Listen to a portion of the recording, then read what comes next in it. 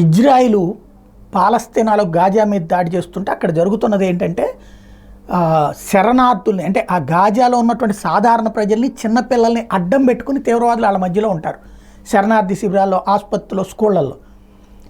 ఆ తీవ్రవాదిని లేపేయాలంటే వీళ్ళు అడ్డం ఉంటున్నారు. ఆ టైంలో వీళ్ళు కూడా ప్రాణాలు కోల్పోతున్నారు.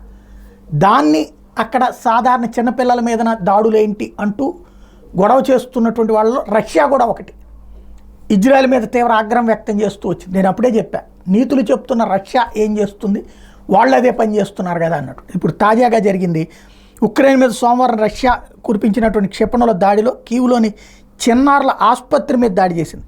ఈ ఘటనలో మొత్తం 31 మంది మరణించారు, 154 మంది గాయపడ్డారు.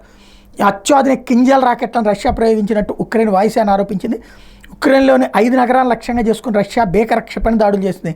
మొత్తం 40 క్షిపణులు ప్రయోగించింది. అవి అపార్ట్మెంట్లు, ప్రభుత్వ భవనాలను లక్ష్యంగా చేసుకున్నాయని అధ్యక్షుడు జెలెన్స్కీ చెప్పుకొచ్చారు. వాటిలో 30 క్షిపణులను అడ్డుకున్నామని చెప్పారు.